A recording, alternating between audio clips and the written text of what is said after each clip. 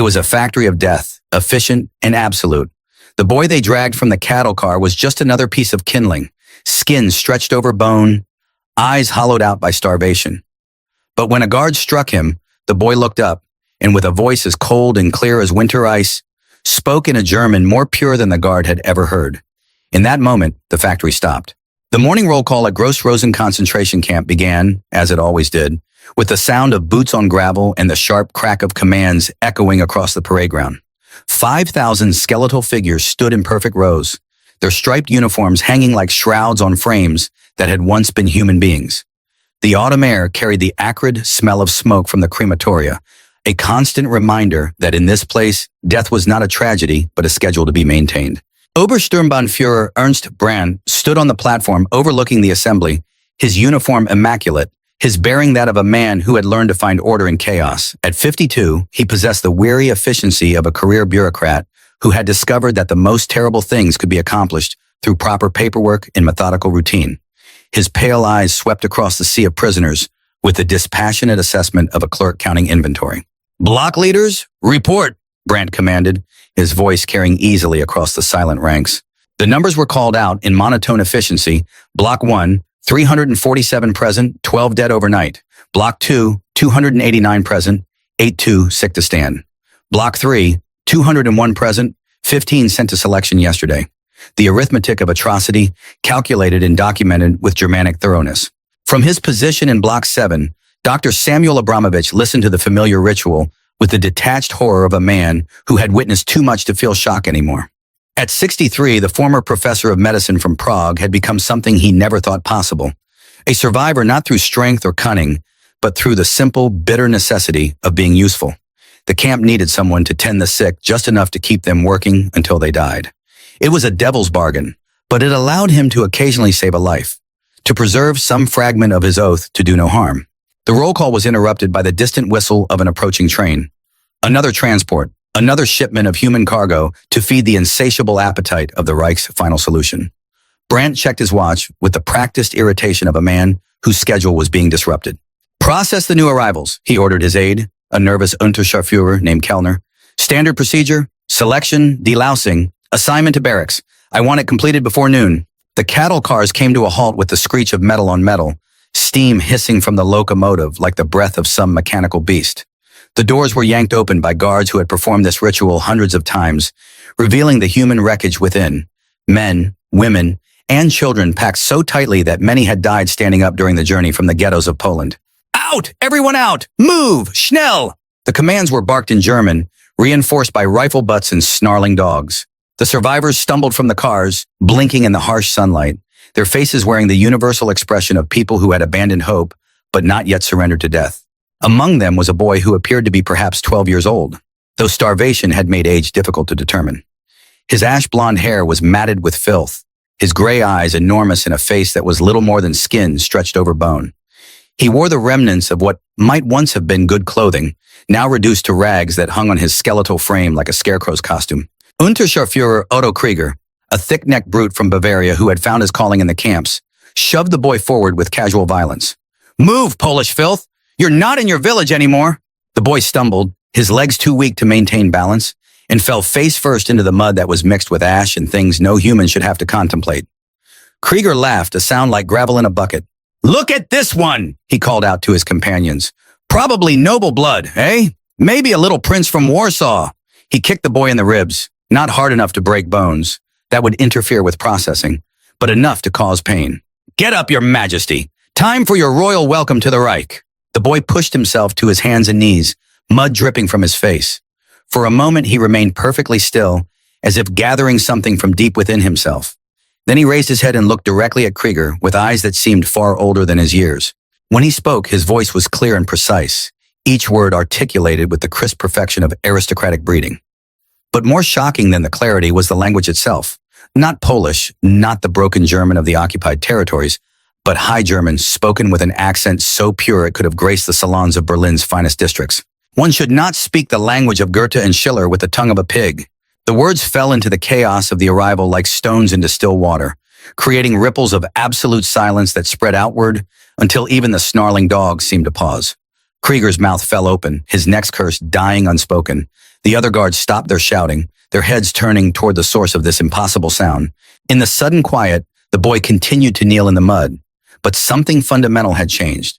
His posture, while still that of a starving child, now carried an indefinable quality of dignity that seemed to transform the filth around him into something else entirely. "What did you say?" Krieger whispered, his voice containing a note that hadn't been there before. Uncertainty, perhaps even fear. The boy remained silent, but his gray eyes held the guard's gaze with steady defiance. Around them, the processing of other prisoners had ground to a halt as a word of the incident spread through the ranks. Whispers in German, Polish, and Yiddish created a susurrus of amazement and confusion. Dr. Abramovich, who had been assigned to the medical inspection of new arrivals, pushed through the crowd of prisoners to get a better look. What he saw made his breath catch in his throat. Not just the boy's obvious intelligence and courage, but something in his bearing that spoke of education, of privilege, of a world that existed before the descent into madness. From the platform, Brandt had observed the disturbance through his field glasses. He lowered them slowly, his analytical mind already working through the implications of what he had witnessed. In 3 years of commanding Gross Rosen, he had processed thousands of prisoners. He had seen every possible variation of human degradation and desperation. But this was something new. "Bring the boy to my office," he ordered Kellner. Immediately, Krieger, still shaken by the encounter, yanked the boy to his feet with unnecessary force. But even as he was dragged away, the boy maintained that same quiet dignity, his head held high despite his circumstances. The walk to the commandant's office was a journey between worlds, from the chaos and brutality of the arrival platform to the sterile efficiency of the administrative building. Here, the Holocaust was managed with the same methodical precision that might be applied to any other industrial process.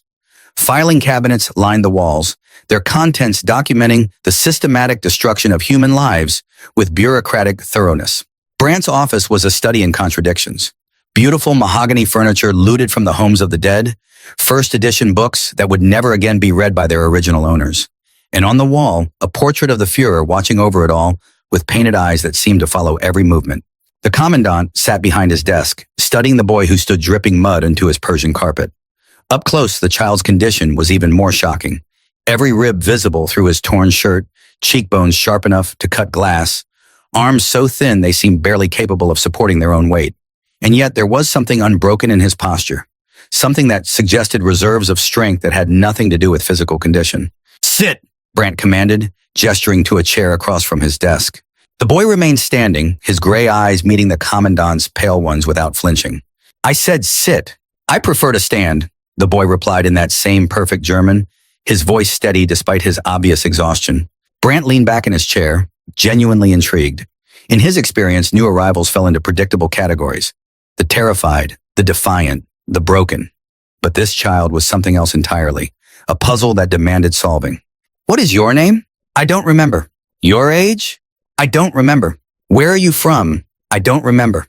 Brandt smiled thinly. "Your memory seems remarkably selective. You remember how to speak German like a Berlin aristocrat, but you've forgotten your own name?" The boy said nothing, but something flickered in his eyes. Not fear, but calculation. He was thinking, weighing options, playing some game whose rules only he understood. "Let me tell you what I think," Brandt continued, rising from his chair and walking around the desk to stand directly in front of the boy. "I think you're not Polish at all. I think you're German, probably from a good family. I think you have a story that would be very interesting to hear, and I think you're going to tell me that story one way or another." The boy's silence stretched between them like a drawn blade. Finally he spoke, his voice barely above a whisper. "I remember only that I am here now. Nothing before this moment exists." Brandt studied him for a long moment, then returned to his desk. "Very well, we'll see how long your amnesia lasts. Guards?" 2 SS men entered immediately. "Take this one to Block 12. General population, standard rations, standard work assignment. Let's see if a few weeks of reality can restore his memory." As the guards prepared to escort him out, the boy turned back to face Brandt. For just an instant, his mask of childish confusion slipped, revealing something harder underneath. Intelligence, yes, but also a kind of cold fury that was startling in someone so young. "Commandant," he said quietly, "you should know that some things, once broken, can never be repaired. But some things are stronger than they appear." Then the mask returned, and he was once again just a starving child being led away to probable death. Brandt stared at the closed door for a long time after they left, his mind turning over the encounter like a puzzle box whose solution remained tantalizingly out of reach. In his desk drawer lay files on thousands of prisoners, their crimes, their backgrounds, their expected survival times calculated with actuarial precision. But this boy was different. This boy was a mystery that would require special attention. Outside, the smoke from the crematoria continued to rise into the gray autumn sky, indifferent to one more mystery in a place where mysteries usually died with their keepers. Block 12 was a monument to human suffering, a wooden barracks that housed 300 men in a space designed for 50. The air inside was thick with the smell of unwashed bodies, sickness, and despair, so concentrated it seemed to have physical weight. Wooden bunks stacked 3 high lined the walls, each shared by 4 or more prisoners who took turns sleeping when exhaustion finally overcame the discomfort of lying on bare boards. When the guards shoved the boy through the door, conversation stopped as 300 pairs of eyes assessed the newcomer. In Gross Rosen, survival often depended on quickly determining who might be an ally, who represented a threat, and who was likely to die so quickly they weren't worth knowing. The boy, Lucas, though he would not speak that name aloud, stood in the doorway with the same quiet dignity he had maintained in the commandant's office. His gray eyes swept the barracks with the assessment of someone who had learned to read danger in subtle signs. "Another one for the grinder," muttered a skeletal man near the door, his voice carrying the flat acceptance of someone who had seen too many arrivals to waste emotion on them. "He won't last a week," agreed his bunkmate. "Look at him, already half dead. First work detail will finish him." But from the back of the barracks came a different voice, one that carried the authority of education and experience. "Make room on bunk 7. The boy goes there." Dr. Abramovich emerged from the shadows like a guardian angel dressed in stripes. In the barracks, he was more than just the camp medic. He was confessor, counselor, and sometimes the only thing standing between a prisoner and absolute despair.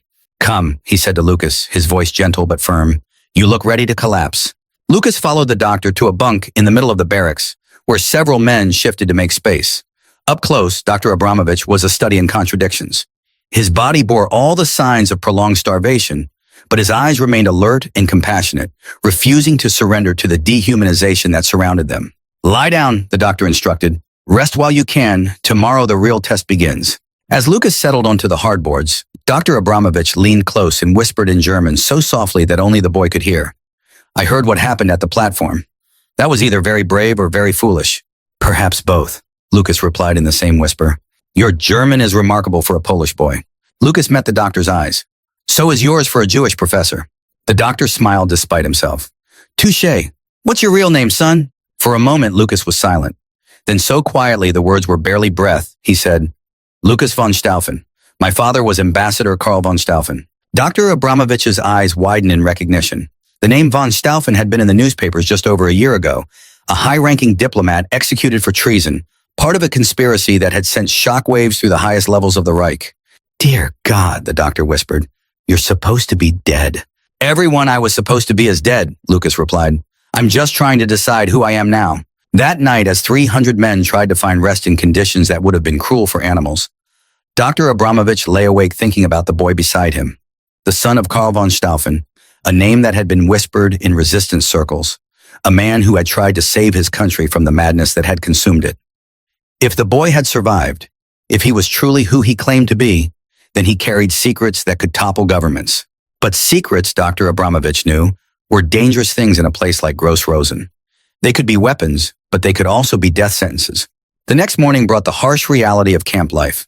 At 4:30 a.m., the barracks erupted with shouts and the sound of clubs against wood as guards roused the prisoners for another day of slave labor. The sick and the dying were dragged from their bunks regardless of their condition. In Gross Rosen, only death excused a man from work. Lucas was assigned to the stone quarry, back-breaking labor that broke strong men within weeks. The work involved hauling blocks of granite from the pit to waiting trucks, a Sisyphean task that served no purpose beyond the systematic destruction of human spirit and body. Under the October sun, Lucas labored alongside men who had once been teachers, merchants, fathers, and sons. Now they were simply numbers, their humanity reduced to the calories they could burn before their bodies gave out entirely. The boy's aristocratic education had included languages, literature, and diplomatic protocol, but nothing had prepared him for the reality of lifting stones that weighed more than he did. By midday, his hands were bleeding, his back screamed with pain, and his vision blurred with exhaustion. But he continued working, driven by something deeper than physical strength, the memory of his father's final words, the weight of the secrets he carried, the knowledge that surrender meant more than just his own death. "Boy, The shout came from Unterscharführer Kellner, Brandt's nervous aide, who had been assigned to observe the new prisoner. You, the smart mouth from yesterday! Lucas straightened slowly, his gray eyes meeting the guard's gaze with steady defiance despite his obvious exhaustion. Commandant wants to see you, now. The walk back to the administrative building was a gauntlet of stares and whispers. Word had spread through the camp about the boy who spoke perfect German, and speculation ran wild about his true identity. Some thought he was a German spy. Others believed he was nobility in disguise. All agreed that he was something unusual in a place where the unusual rarely survived long. Brandt was waiting in his office. Lunch spread before him on fine china that contrasted obscenely with the starvation visible through his window. He gestured for Lucas to sit, then continued eating as if the boy's presence was of no particular importance. How was your first day? He asked conversationally. Educational, Lucas replied, his voice steady despite his exhaustion. Good. Learning is important. For instance, I've been learning about you. Brandt consulted a file on his desk. No records of a boy matching your description reported missing from any of the Polish territories. No family members searching for a lost child. It's almost as if you never existed at all. Lucas remained silent, but something flickered behind his eyes. Of course, Brandt continued, there are other possibilities. Perhaps you're not Polish at all. Perhaps you're German from a family that's fallen from grace. Perhaps your amnesia is quite selective indeed. I remember only what I choose to remember, Lucas said quietly. Interesting phrasing. What do you choose to remember? I remember that I'm hungry. I remember that I'm tired. I remember that some people find pleasure in the suffering of others. Lucas met Brandt's eyes directly. And I remember that such people usually end badly. Brandt set down his fork, genuinely intrigued by the boy's combination of vulnerability and defiance. You're very wise for someone so young, but wisdom without power is just another form of weakness. My father once told me that the most dangerous enemies are the ones who have nothing left to lose. Your father? I thought you didn't remember anything. Lucas realized his mistake immediately, but his expression didn't change. I remember fragments, pieces of conversation, like voices from a dream. Brandt leaned forward, sensing weakness. What else did this dream father tell you? That truth is more powerful than lies, but much more dangerous to speak. The commandant studied the boy for a long moment, his analytical mind working through possibilities. The child was clearly more than he appeared to be, but extracting his secrets would require patience and subtlety. Return to your work, Brandt said finally. We'll speak again soon. As Lucas was escorted back to the quarry, Brandt opened a different file, one containing reports from Berlin about ongoing investigations into the von Stauffen conspiracy. The ambassador's son had never been found, presumed dead in the same purge that had claimed his parents. But if the boy had somehow survived, if he had been hiding in occupied Poland, the implications were staggering. The von Stauffen network had included industrialists, generals, even members of the SS itself. If the boy had knowledge of his father's associates, if he carried names and details that could expose the conspiracy's full extent, Brandt reached for his telephone, then stopped. Such a call would have to be made carefully through the proper channels. Too much attention from Berlin could be as dangerous as too little. For now, he would watch and wait, letting the boy's suffering soften him for the real interrogation to come. In the quarry, Lucas continued his labor as the afternoon sun beat down mercilessly. But his mind was elsewhere, calculating possibilities, remembering lessons his father had taught him about the delicate balance between revelation and concealment.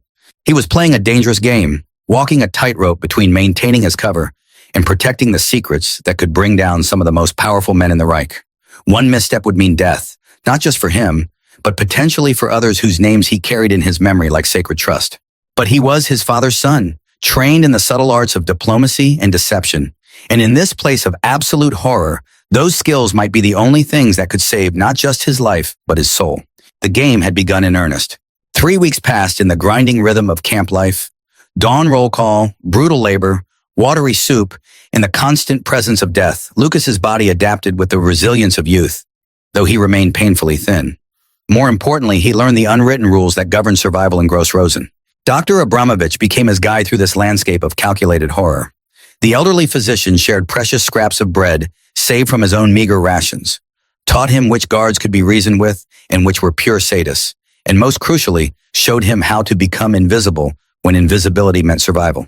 The key, the doctor explained one evening as they huddled in their bunk, is to be useful but not indispensable, present but not memorable.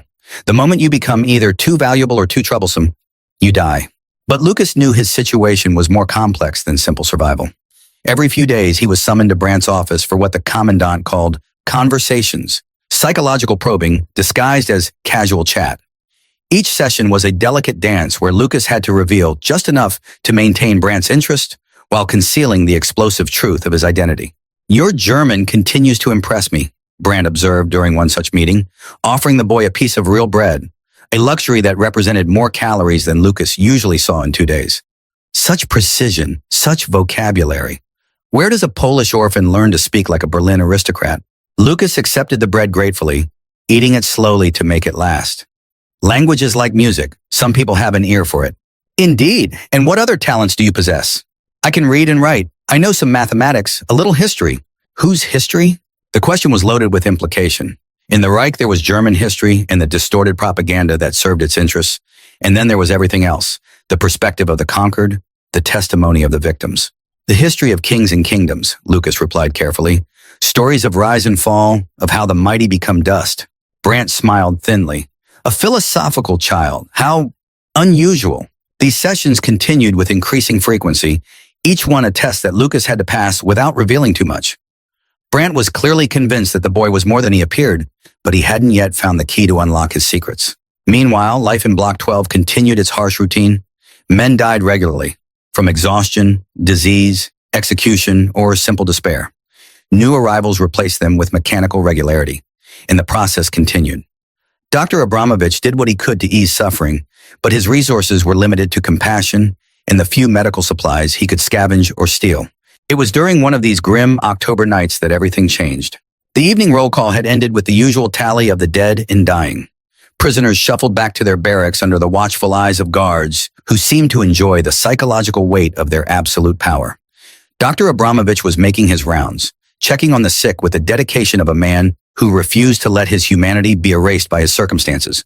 He had just finished examining a young Polish farmer who was dying of pneumonia when Unterscharführer Kellner burst into the barracks with unusual urgency. "The Jew doctor!" he shouted. "Where is the Jew doctor?" Dr. Abramovich stepped forward with the calm dignity he maintained even in the face of obvious danger.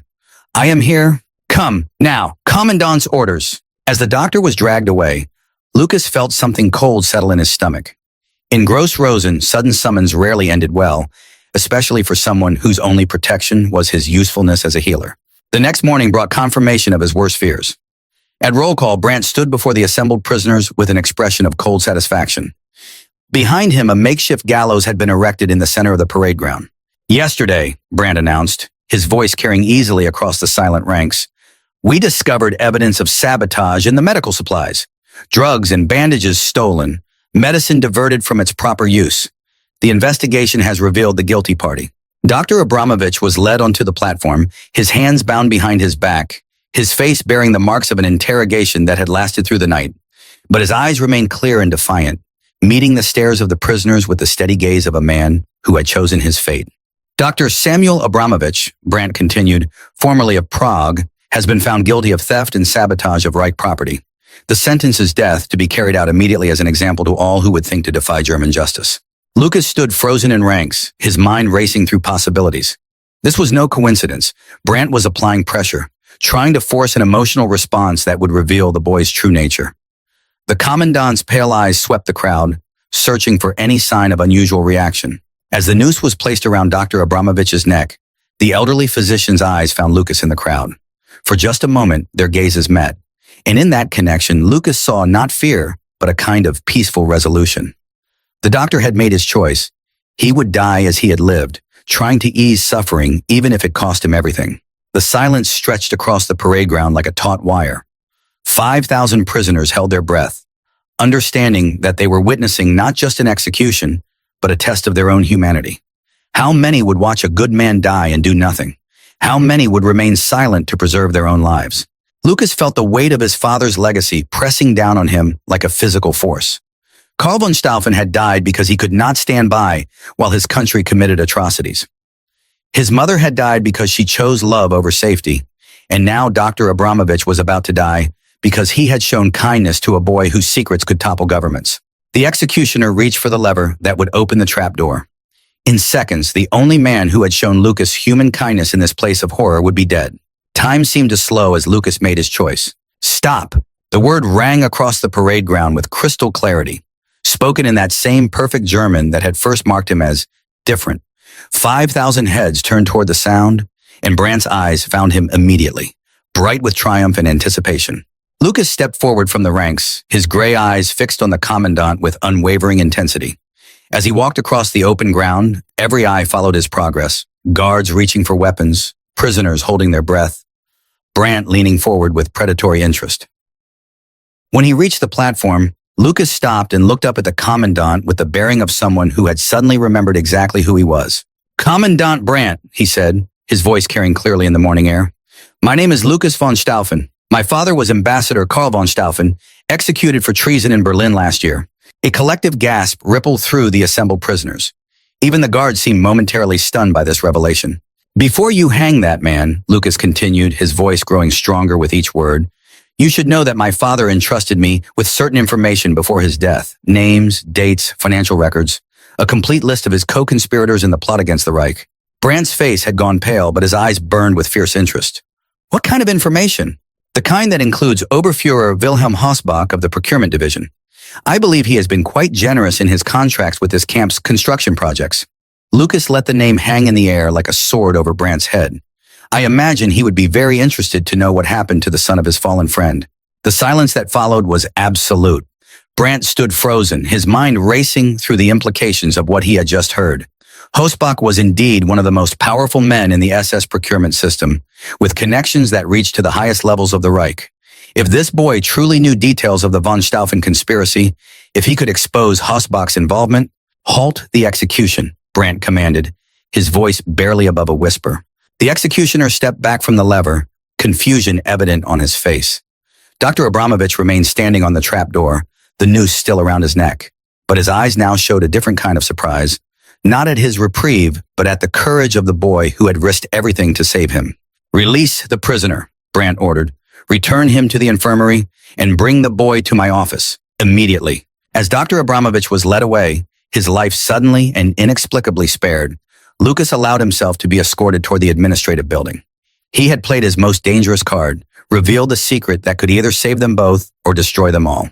But as he walked away from the gallows, he carried with him the memory of Dr. Abramovich's eyes, grateful, proud, and most importantly, still alive. The game had reached its crucial moment, and Lucas von Stauffen was no longer just surviving. He was fighting back. The walk to Brandt's office felt like a procession to judgment. Every step carried Lucas further from the relative anonymity of the prison blocks toward a confrontation that would determine not just his fate, but potentially the survival of everyone connected to his father's conspiracy. Behind him, the parade ground buzzed with whispered conversations, as 5,000 prisoners tried to process what they had witnessed. The starving boy who had seemed destined for quick death had just revealed himself as the son of one of the Reich's most notorious traitors. In Gross Rosen, where hope was a luxury few could afford, the moment felt like a crack in the foundation of absolute despair. Brandt's office had been transformed into an interrogation chamber. The Persian rugs had been rolled away, the comfortable chairs replaced with a single wooden stool facing the commandant's desk. 2 SS guards flanked the door, their hands resting on their sidearms with practiced readiness. "Sit," Brandt commanded, his earlier conversational manner replaced by the cold efficiency of a man conducting serious business.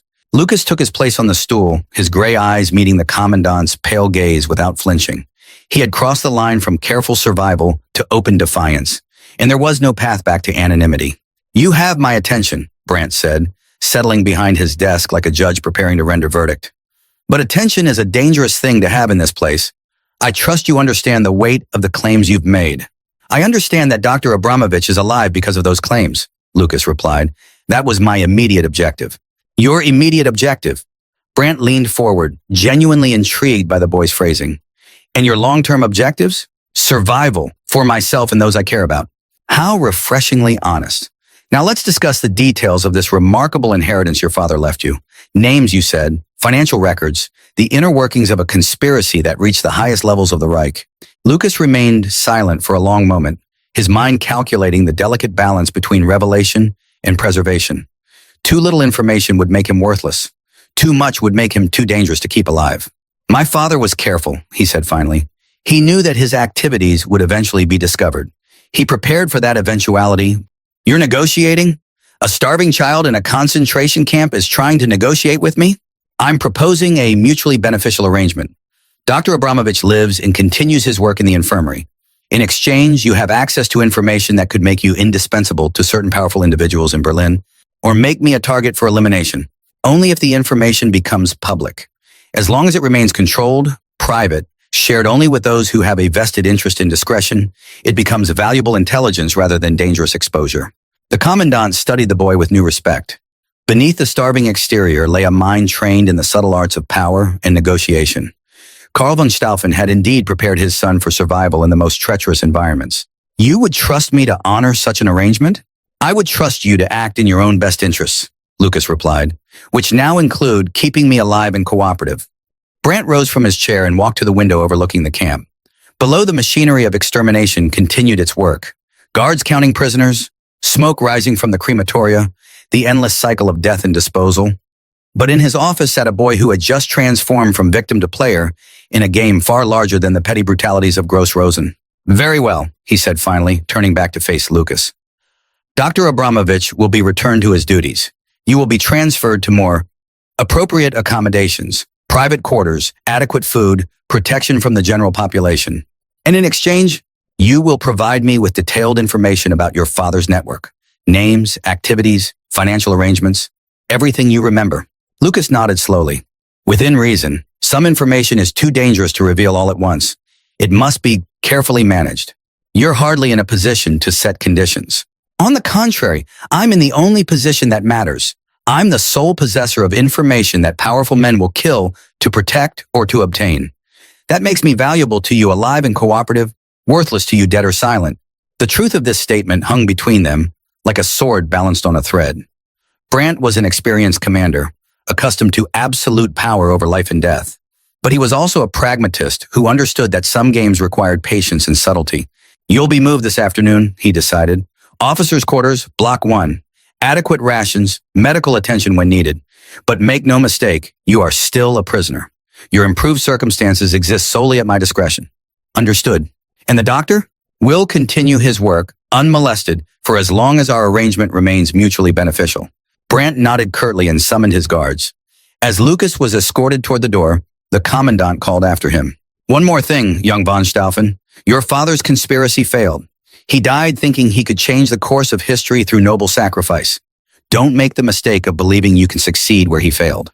Lucas paused in the doorway, his gray eyes reflecting something that might have been pity. My father succeeded completely, he said quietly. He ensured that his son by creating insurance. What kind of insurance? The kind that ensures powerful men remain invested in the survival of those who might otherwise be inconvenient.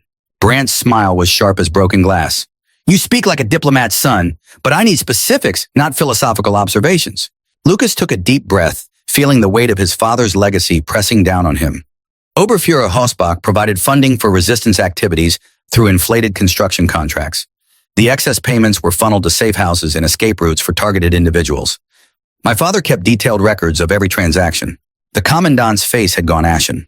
If such records existed, if they fell into the wrong hands during the Reich's increasingly desperate final phase, men like Hossbach would face execution as traitors. Where are these records? Safe, hidden where only I can retrieve them. You're lying. A child couldn't maintain such a secret for over a year. Lucas's expression didn't change. My father trained me from childhood to remember names, dates, numbers, conversations. He said a diplomat's son must have a perfect memory because sometimes memory is the only thing that stands between survival and destruction. Prove it. Hossbach, Wilhelm, born Dusseldorf, 1889, promoted to Oberfuhrer, March 1942. Wife, Greta, maiden name Kellerman. 2 sons, Hans and Friedrich, both serving on the Eastern Front. Bank account at Deutsche Bank Berlin. Account number 7,429,851,331. Payments to my father's network totaling 2.3 million Reichsmarks between January 1943 and August 1944. Brandt stared at the boy in stunned silence. The level of detail was impossible to fabricate. Bank account numbers, family information, precise financial figures. Either the child was an extraordinary liar, or he truly was the walking repository of secrets that could destroy some of the most powerful men in the Reich. There are others, Lucas continued, his voice steady despite the magnitude of what he was revealing. Industrialists who diverted materials to resistance cells, officers who provided intelligence to my father's network, men whose careers and lives depend on certain information never becoming public. The commandant's mind raced through implications. If the boy was telling the truth, he was sitting across from a weapon of unimaginable political value. But weapons could cut both ways. Those same powerful men would go to extraordinary lengths to ensure their secrets remain buried. You realize what you've just told me, Brandt said quietly. You've made yourself the most valuable prisoner in the entire Reich, and also the most dangerous. I've made myself useful, Lucas corrected. My father taught me that usefulness is the only currency that matters when dealing with powerful men. And what do you propose to do with this usefulness? Lucas met his gaze directly. That depends on what you propose to do with Dr. Abramovich. Brandt laughed, a sound like winter wind through dead leaves. Would survive to see the Reich fall, and we will. The door closed behind him, leaving Brandt alone with the implications of what had just transpired. Outside, the afternoon sun cast long shadows across the camp, and somewhere in those shadows, the machinery of survival had just shifted in ways that would ripple far beyond the barbed wire of Gross Rosen. In the infirmary, Dr. Abramovich tended to his patients with hands that trembled, not from fear, but from the overwhelming relief of unexpected reprieve. The noose marks around his neck would fade, but the memory of the boy who had risked everything to save him would remain forever. And in a clean room in the officers' quarters, Lucas von Stauffen sat on an actual bed with clean sheets, eating real bread and thinking about the delicate game he had set in motion. He was no longer just surviving.